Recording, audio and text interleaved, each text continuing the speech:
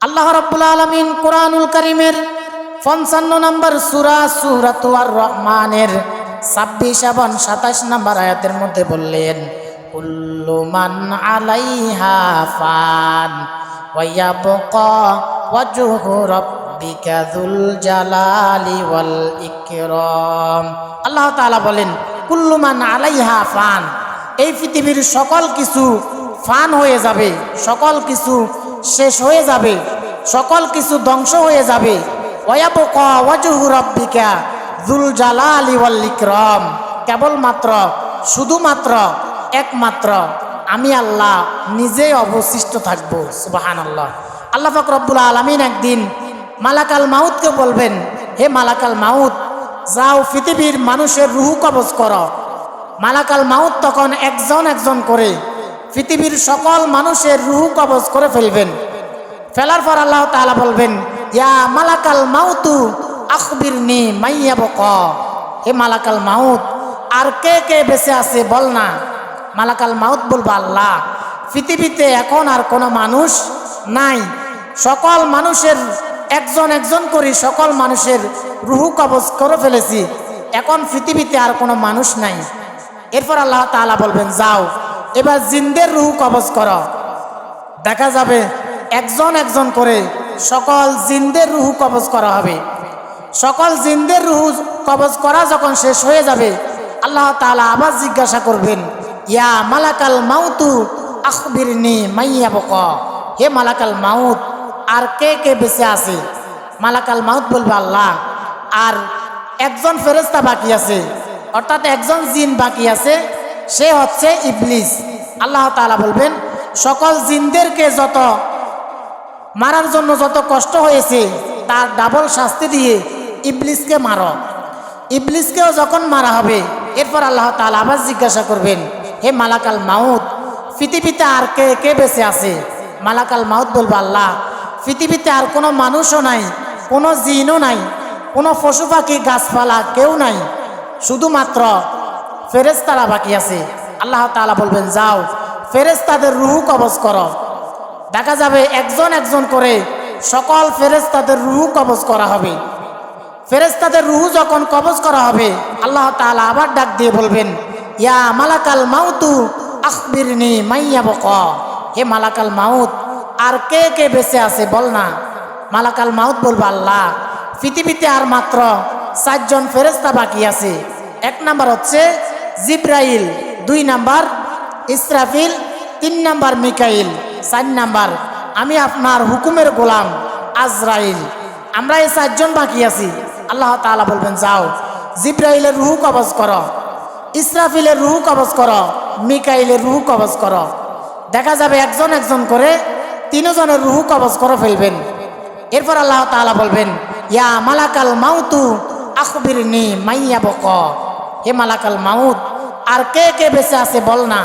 মালাকাল মাউত বলবে, আল্লাহ পৃথিবীতে আর কেউ বাকি নাই। আল্লাহ তাআলা তখন বলবেন, আর কেউ বাকি নাই। মালাকাল মাউত বলবে, আল্লাহ 2 জন ব্যক্তি বাকি আছে। একজন হচ্ছে আমি আপনার হুকুমের গোলাম আজরাইল, আর আরেকজন হচ্ছেন আপনি, অর্থাৎ আপনি আর আমি, আমরা এই 2 জন বাকি আছি। 2 জন বাকি আছে যখন বলবেন, আল্লাহ তাআলা তখন বলবেন, হে মালাকাল মাউত মুতু ইয়া মালাকাল মাউত, হে মালাকাল মাউত তুমিও মরে যাও, তুমিও মরে যাও। যখন বলবেন মালাকাল মাউত তখন বলবে, আল্লাহ আমি তো সবাইকে মেরেছি, আমি কেন মরব? আমি তো সকল মানুষের সকল কিছুর রুহ কবজ করেছি, আমি কেন আজকে মৃত্যুবরণ করব? আল্লাহ তাআলা তখন বলবেন, কুল্লু নাফসিন যায়িকাতুল মাউত, সকল প্রাণীকে মৃত্যুর স্বাদ গ্রহণ করতে হবে, সুতরাং তোমাকেও মরা লাগবে। যখন বলবে তোমাকেও মরা লাগবে, মালাকাল মাউত তখন বলবে, আল্লাহ আমি যদি জানতাম পৃথিবীর সকল কিছুকে, সকল মানুষকে, সকল জিনকে, সকল গাছপালা, সকল কিছুকে রুহ কবজ করার পর আমাকেও মরতে হবে, তাহলে আমি এই মৃত্যুর দায়িত্বটা আমি নিতাম না। আমি আপনাকে বলতাম, এই মৃত্যুর দায়িত্বটা আপনি আমার ভাই জিব্রাইলকে দেন, আর জিব্রাইলের দায়িত্ব, ওহী বন্টনের দায়িত্বটা আপনি আমাকে দেন। অথবা আমি বলতাম আমার ভাই ইসরাফিলকে আপনি এই দায়িত্বটা দেন, আর ইসরাফিলের দায়িত্ব সিংহায় ফুৎকার দেওয়া, এই দায়িত্বটা আপনি আমাকে দেন। অথবা আমি বলতাম আমার ভাই মিকাইলকে আপনি এই দায়িত্বটা দেন, আর মিকাইলের দায়িত্ব বৃষ্টি বর্ষণ করা, এই দায়িত্বটা আপনি আমাকে দেন। আল্লাহ তাআলা বলবেন কোনো কথা নাই, কুল্লু নাফসিন যায়িকাতুল মাউত, সকল প্রাণীকে মৃত্যুর স্বাদ গ্রহণ করতে হবে। আল্লাহ তাআলা বলবেন হে মালাকাল মাউত, জান্নাত আর জাহান্নামের মাঝখানে একটা জায়গা রয়েছে, তুমি ওই জায়গায় গিয়ে দাঁড়াও।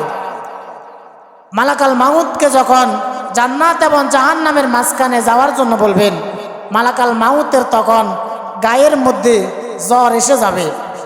মালাকাল মাউত মনে এত কষ্ট পাবেন, বিশ্বনবী সাল্লাল্লাহু আলাইহি ওয়াসাল্লাম বললেন মালাকাল মাউত ওই দিন যখন আল্লাহ তাআলা তাকে বলবেন তুমিও মরে যাও, ওই কথাটা শোনার পর মালাকাল মাউত এত জোরে একটা চিৎকার দিবে।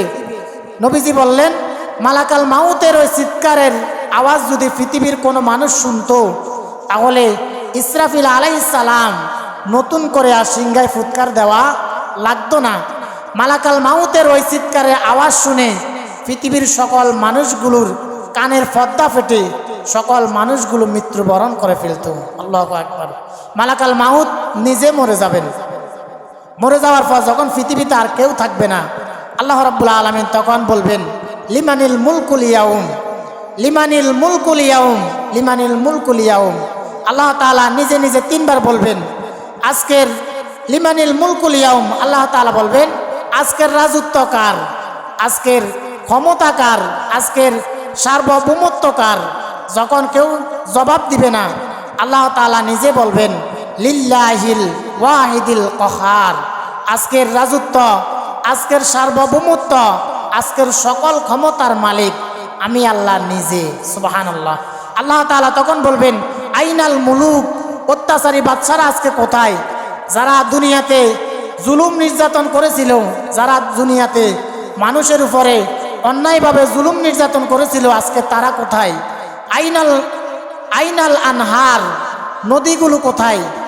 আইনাল আশজার, আজকে গাছগুলো কোথায়? আইনাল বিহার, পাহাড়গুলো কোথায়? আইনাল জাবাল, পাহাড়গুলো কোথায়? আল্লাহ তাআলা এইভাবে একজন একজন করে সকল কিছুকে ডাক দিবেন, কিছু জবাব দেওয়ার মতো কেউ থাকবে না। কারণ পৃথিবীতে তো আর কোনো মানুষ, কোনো জিন, কোনো পশু পাখি অর্থাৎ আল্লাহর সৃষ্টির কোনো কিছু নাই। আল্লাহ তাআলা তখন নিজে নিজে বলবেন আইনাল জাবাল, পাহাড়গুলো আজকে কোথায়? দেখা যাবে পাহাড়গুলোও তুলার মতো উঠতে থাকবে, এক একটা পাহাড় তুলার মতো উড়া যখন শুরু করবে, আল্লাহ তাআলা তখন নিজে নিজে বলবেন লিল্লাহিল ওয়াহিদিল কহার, আজকের রাজত্ব, আজকের এই মহাবিশ্বের মালিক পৃথিবীর কোনো মানুষ নয়, আজকের এই মহাবিশ্বের কেবলমাত্র শুধুমাত্র একমাত্র মালিক হলাম আমি আল্লাহ নিজে। সুবহান।